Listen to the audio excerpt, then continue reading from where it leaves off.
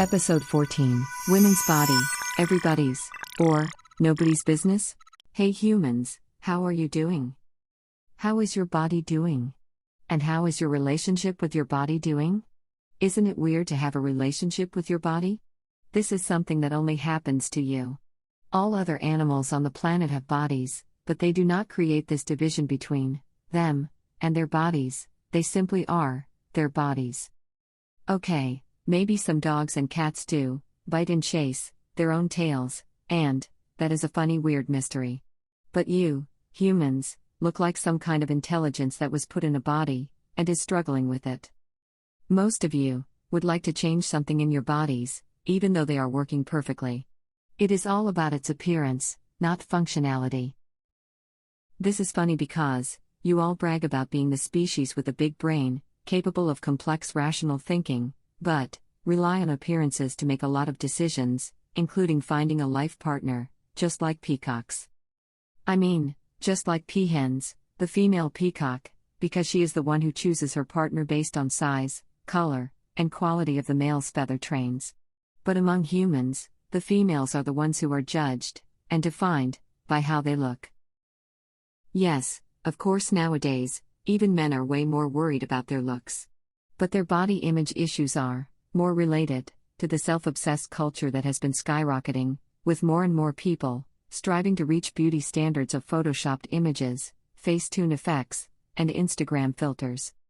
So, yes, some men, especially younger men, are also obsessed with their bodies, but it cannot be compared to what happens to women. For starters, all men own their own bodies.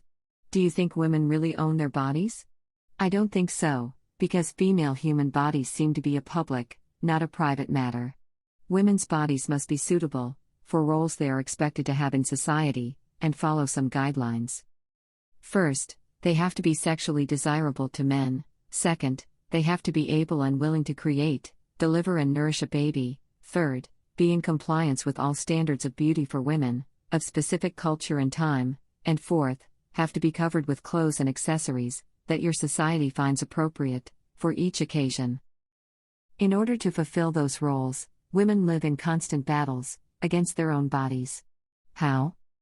Well, with a non-stop loop of trimming, dyeing, containing, moisturizing, exfoliating, washing, dieting, shaving, painting, cutting, hiding, exercising, massaging, elongating, covering, highlighting, compressing, brushing, removing, plucking, and the list goes on.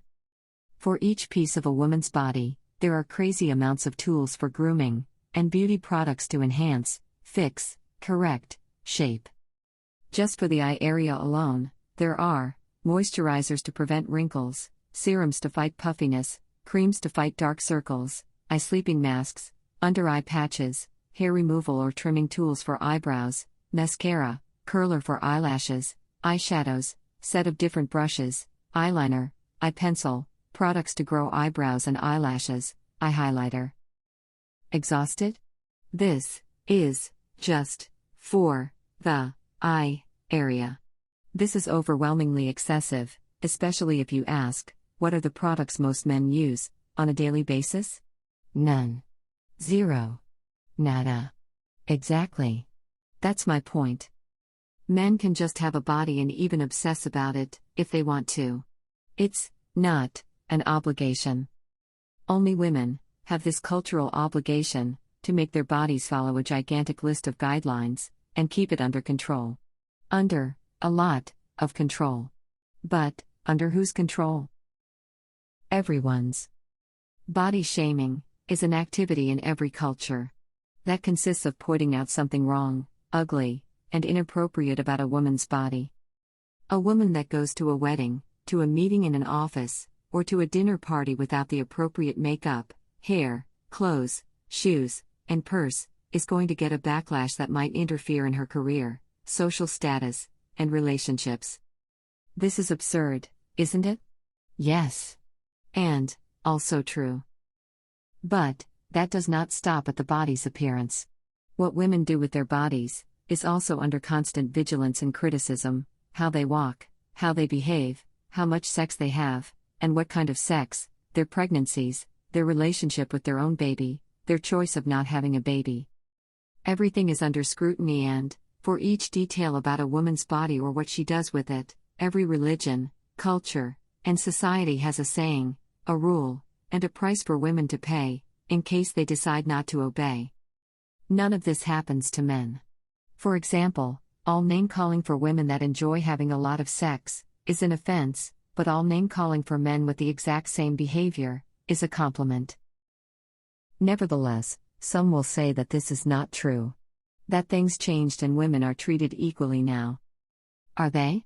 When most parents find out their teenage son had sex, do they have the same reaction to the news their teenage daughter had sex? There is of course the fact women can get pregnant, but, is this the propeller of such a negative reaction from parents? Do not seem to be.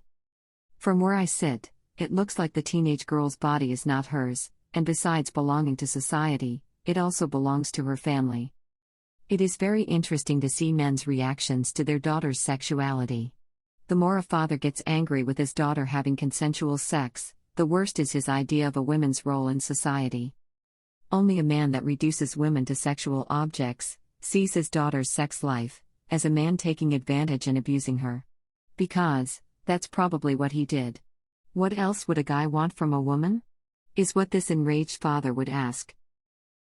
Okay, I have just painted a quite horrible, but yet real, scenario of women's life on Earth. So, I guess the big question is, why do women accept and follow these horrible roles?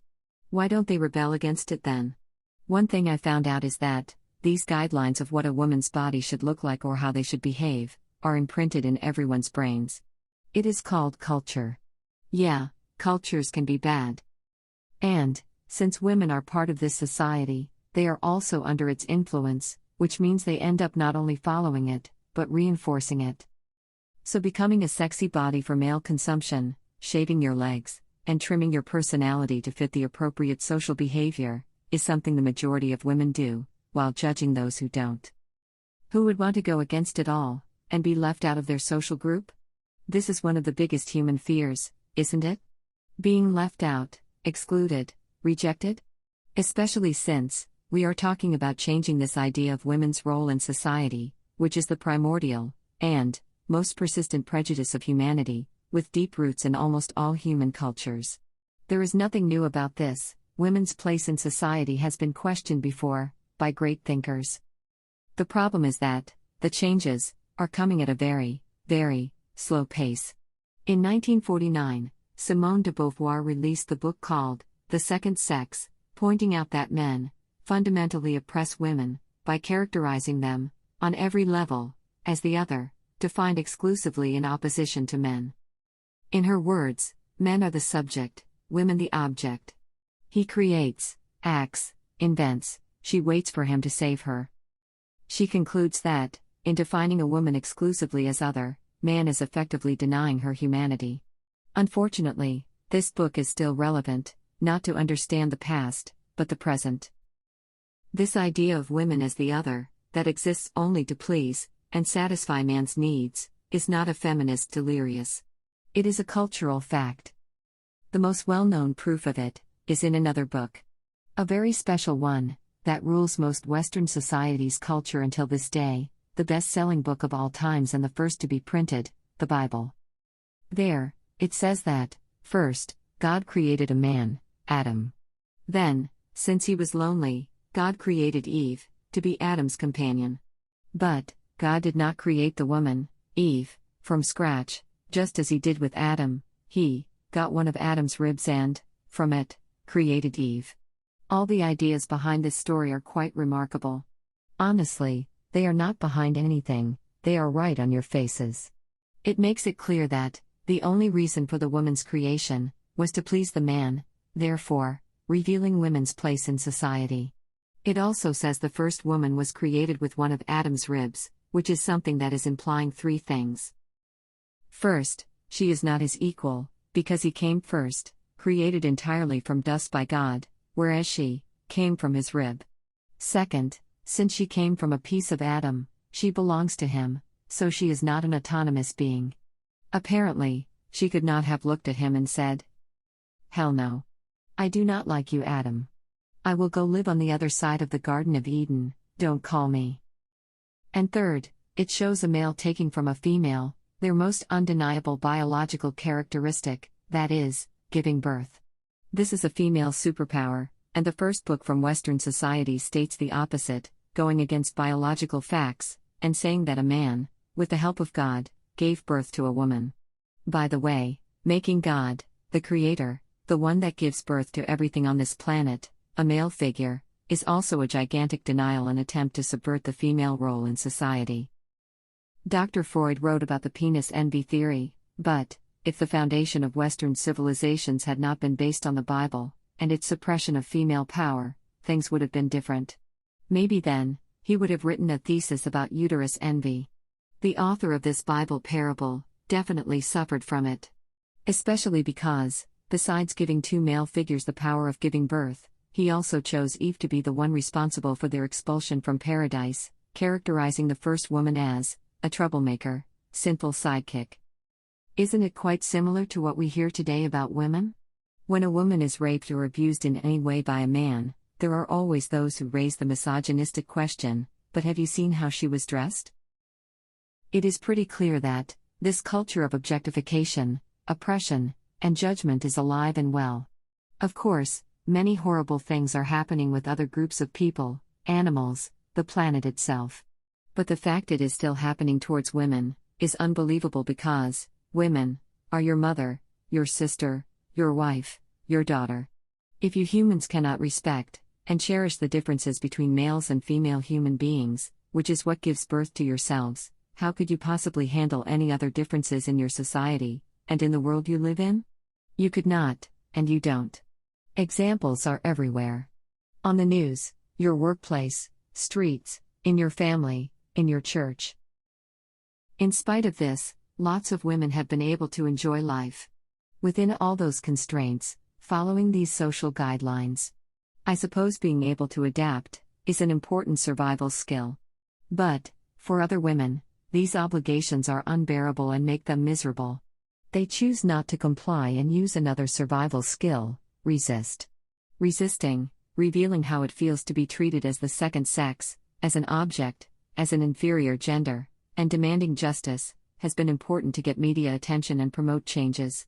However, right now, in this same planet, era, and age, even though some women are empowered and respected, we still have women held captive, sold as sex slaves. I find it really disappointing that humanity does not evolve at once, altogether. Wouldn't it be great if you all could get an upgrade and evolve at the same time? But, no. You just do not operate like this. Humanity's evolution is definitely not a single movement forward. It resembles more a wave, trying to reach the fluffiest sand on the beach. The waves in the front are leading the way, but they lose force if they do not move backward to bring the rest of the sea force with them. The mission is only accomplished with a lot of going back and forth. This is the movement. It makes me dizzy, but I guess it makes you human.